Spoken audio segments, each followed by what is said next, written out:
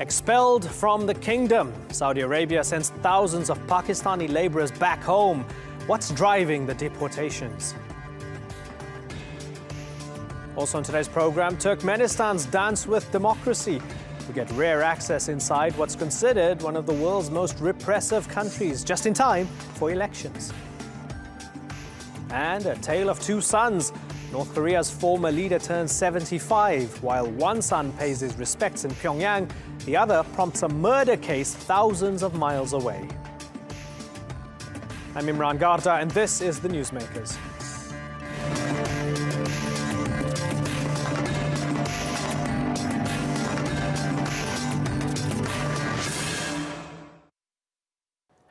No one helps us, no one asks about us, and we're treated badly. These are the words of a migrant worker who was deported from Saudi Arabia back to Pakistan. For many like him, it's the final chapter in a saga that has involved being stranded in labor camps and unpaid for more than a year. Saudi authorities seem to be picking up the pace of forced returns. Local media reports that around 40,000 Pakistanis have been kicked out in recent months. Officials say many of them had expired visas, committed crimes, or are allegedly tied to terror groups. But are these concerns legitimate or just an excuse to rid the country of unwanted workers? Our newsmakers today are Saudi Arabia's migrant workers, as we ask why so many of them are being booted out.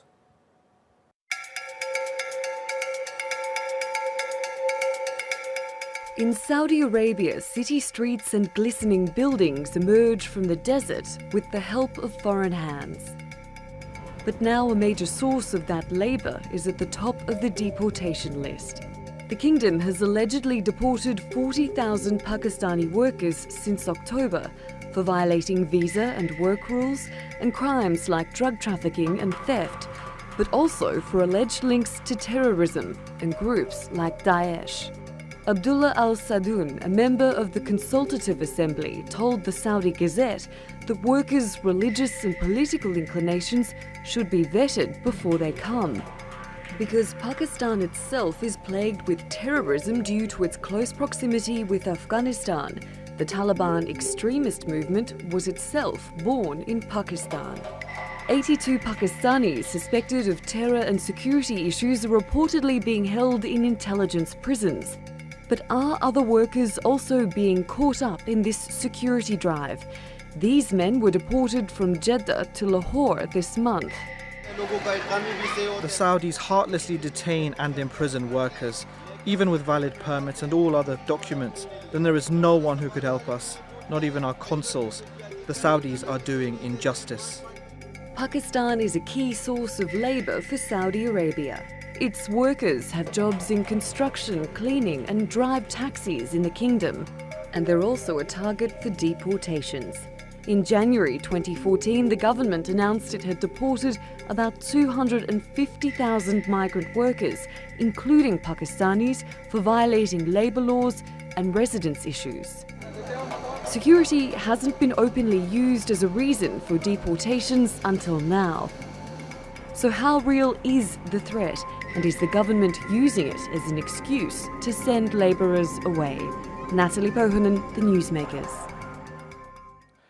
To discuss this, I'm joined now by Ahmed Alibrahim. He's a Saudi Affairs Specialist in Riyadh. And from Berlin, Sebastian. He is an Associate Fellow at the German Council on Foreign Relations and an expert on South Asian migrants in the Gulf. Gentlemen, thank you very much for joining us. Ahmed, why is Saudi Arabia deporting so many Pakistanis back to Pakistan? Well, it's simply not the Pakistani nationality. First of all, the Pakistani, we have over 2 million. They are living among us. I mean, they contribute to the Saudi Arabian economy so much. However, there is a lot of security concern, to be honest with you. And also with that, there is this movement of what we call Saudization. So most of this number, probably you see, it's mostly of Ministry of Labor. These jobs that the Pakistanis, the professional Pakistanis used to do is now taken by the Saudi youth, and they are trying to fill these positions. Other than that, there is a segment of it where security, and there is a big chunk of it is what happened in the past 2 years, where the oil prices has been declined, and a lot of these big companies, like I wouldn't name the companies, but they have huge hundreds of thousands of employees working for them. They had struggle in paying their salaries, so some of those also been let go back to Pakistan after arranging with the embassy of giving them their fees. And there is a few little chunk of this big huge number percentage that has been involved lately in major terrorist attacks in Saudi Arabia. So this is in short basically why this number is huge. Maybe it's 40,000 or 39,000, but if you're talking about 2.5 million, this is just a small number. Sebastian, do you accept any of that? Does any of that sound reasonable to you? Yeah, I almost agree with everything Ahmed said.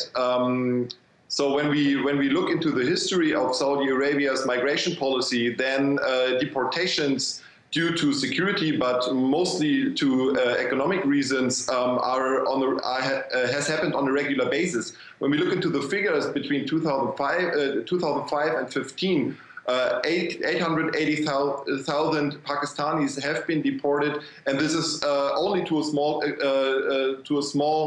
size due to the security concerns. So what Ahmed mentioned, the Saudization progress and the Nitaqat program, which have started a couple of years ago, is the main reason. So the severe pressure which is on the Saudi economy to bring the Saudi youth into the job market is, from my point of view, the main issue and the main reason why now there is a replacement going on from Pakistani or from South Asian workers to the Saudi youth.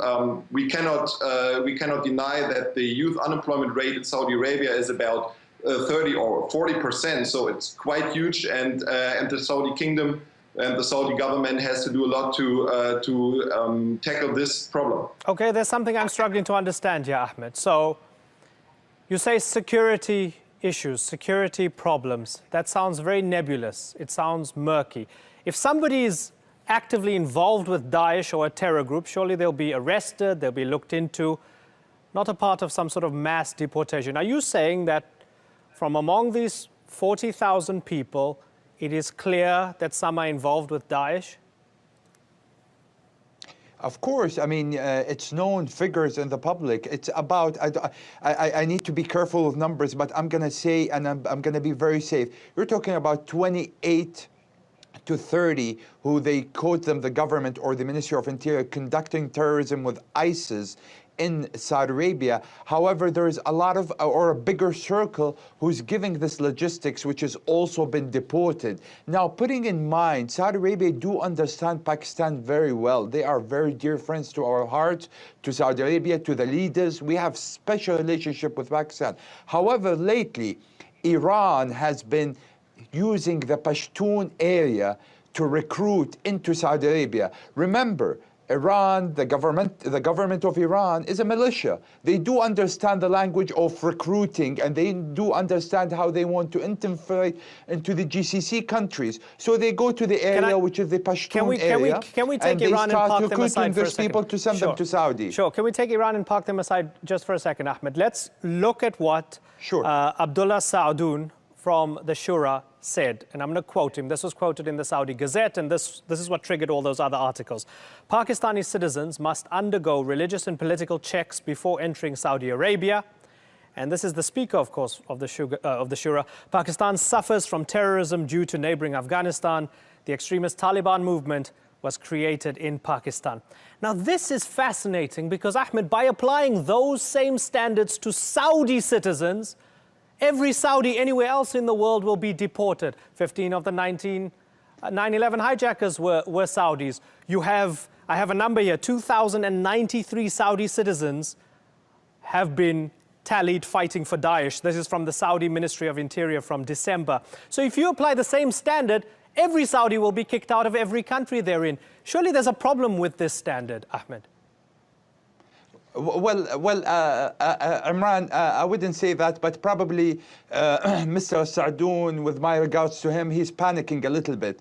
And as a Saudi citizen, and like any citizen of the world, they should have these concerns. The challenges of terrorism that Pakistan is facing is equal to the terrorism that Saudi Arabia is facing.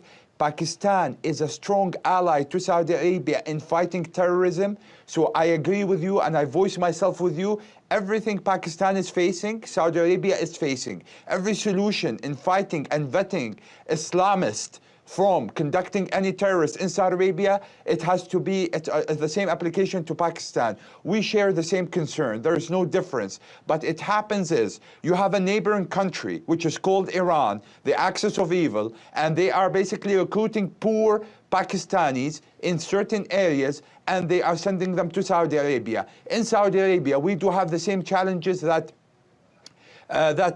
Pakistan is facing. So we are not in our own difference. However, those people unfortunately got caught and they've been conducting these things and they went back. And as I told you, it's a small percentage. It's not even mentionable. But you know, today terrorists and ISIS, Saudi Arabia really takes terrorism in account and is very strict with terrorism, as Pakistan is doing and fighting day to day. So there is no doubt about that. They're Pakistanis. They did something against the law. They have to be deported. If they conducted and they start doing... Fair enough. Fair enough. I want to bring Sebastian in. Sebastian, in Lahore, at Lahore airport in early February, people were interviewed as they arrived from one of the flights. They were among the 27 deported. Now, it was interesting, from among those people interviewed, you had people saying there was no one to listen to. Even in Pakistan, they didn't have consular help. There were people who showed up there, their residency, their iqama. They said, I've not been accused of a crime. I've just been deported. I've lost my job and I've been deported. Is there a problem with that, Sebastian? Yeah, you're absolutely right. So I think there are two dimensions which we have to face. The first one is there have to be a better control of the recruitment agencies. During the last couple of decades, a recruitment mafia have been established, and they are completely out of control of most of the governments, especially when it comes to Pakistan, because Pakistan is so dependent on the remittances, and therefore there is a huge amount of corruption inside Pakistan when it comes to dealing with the recruitment agencies. This is point one. Point two is, of course, I was in Pakistan last year for a couple of months to conduct field research, especially on this regard. What is Pakistan civil society? What are Pakistani organizations, state organizations, do for their people overseas, especially in Saudi Arabia? And of course, it's a problem of treatment of migrants. So we heard a lot of stories from returnees inside Pakistan that they have been treated very badly, that there was no translator available, that they have to sign documents that are only available in Arabic, which they cannot speak. So I think here is a lot of space for improvement. But I would like to mention that the security concern is not a problem which comes from Pakistan, only from Pakistan. It is also a domestic problem inside Saudi Arabia. When we look into homegrown terrorists, when we look into the numbers of Saudi nationals who have joined the ranks and files of Daesh, and I think the Saudi government has completely understand this problem, that external terrorism or threats coming from abroad are only one side of the coin, and I think the more important part is what is happening inside Saudi Arabia. Why are Saudis in that high numbers joining Daesh in the last couple of years? Final question for you, Ahmed, and very briefly, please. I know you have the ear of important people.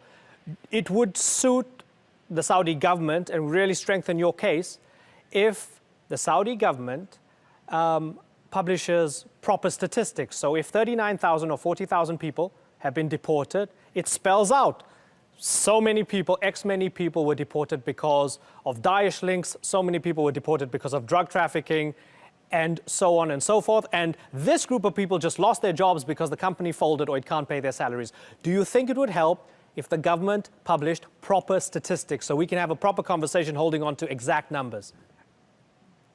Imran, I agree with you, and I'm sure the statistics exist somewhere. And trust me, to move this and to mobilize this huge number of Pakistani brothers, people here from Saudi Arabia back to Pakistan. This is it was organized with the Pakistani government, and there is no comment from the Pakistani government into the regard, because everything they do it aligned. Saudi Arabia is very sensitive when it comes to Pakistan. It's the Islamic ally and the backbone for Saudi Arabia relation to the east and to the region, as you know. So this issue that we are taking the final statement, but all the organization, it's coming from up top, from the government, and it was shared from MOI with the recipients in Pakistan. Now let me tell you just one more thing, that the Pakistanis in Saudi Arabia, they live in such a good life and such a nice life. You have some cases, definitely. I mean, you have millions and millions of expats in Saudi Arabia. We don't have 100% sealed system. So if there is a case of 10 people, 20 people, unfortunately they get into mistakes or things like that. This is a manageable percentage, even though it shouldn't happen. Today you talk, a lot of Saudis goes to London and the United States, and they send them back from the airport, and you don't know what the reason is. So I'm saying this shouldn't happen, but again, things happen for security reasons, for whatever reasons, sex reasons, a lot of things. So this is what I wanted to clear to you. Ahmed Alibrahim and Sebastian Sons, unfortunately we are out of time. Thanks for joining us.